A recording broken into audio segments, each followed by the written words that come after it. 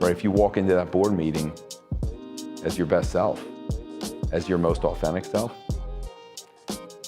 you know, there's no better you can do, right? If you're walking in there and you're completely comfortable with who you are and the way you're doing it, and you're doing it in a way that's true to your soul, you're gonna be a great leader. Bob, I want to go back to when you start talking a little bit about top performers. As I understand top performers, they have a formula. Do you have a formula for your clients and what you suggest that they do? Overall, yes. So when you're moving throughout your day, I would tell anybody, self-awareness underlies all of this. Everything we talked about, self-awareness underlies it. So the self-awareness to notice your triggers is fundamental, right? What is it that's getting me to be reactive, right? It can be reactive in with any number of emotions. What's making me reactive? I'm gonna go do this without really thinking about it. So self-awareness, reactivity, and then you hit the pause button. So it's getting to a point where you can hit the pause button before the reaction. And then it's the right self-inquiry. It's figuring out the right questions to ask yourself. Not the answers, but the questions. Right. So I always say, right, if you're selling me answers, I'm not buying. Now, if you're helping me figure out the next best question to ask myself, I'm there. And so once you start to develop the skills of real self-inquiry. Are we asking ourselves the right questions? Are we courageous enough to ask ourselves the right questions? Are we working through the barriers to asking ourselves the right questions?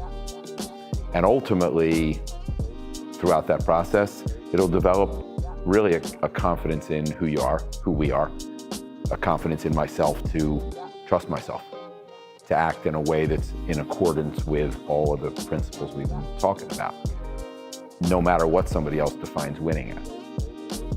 And no matter what might pull me towards somebody else's definition of success. And if you can get to that place, and obviously, it takes a team and a tribe and a village of people around you. I have them, you have them. But ultimately, when you pull the trigger, if you have that confidence, so the self-awareness, slow down, the self-inquiry, don't be reactive, and ultimately be able to do what's the right thing for you. Have you noticed any ingredients you said that's your process and that's the formula you have for your clients and their organizations. What is unique about winning organizations? What have you found? If you could drill it down to one or two components that they do better than others, what is it that you've noticed? I think it's a willingness to be different.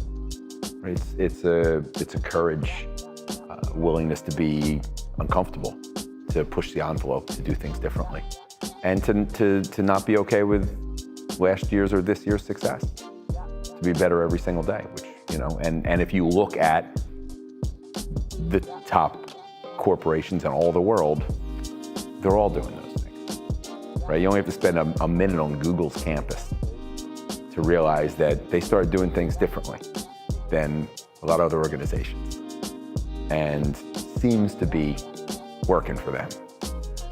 And I think that can be kind of distilled down to, to a small, closely held family business, all the way up through small and mid-size and the world's biggest organizations. If you're doing things the way that's true to you and your company culture, not trying to answer to somebody else's construct, then, as I say, you're not just winning, you're effing winning, right?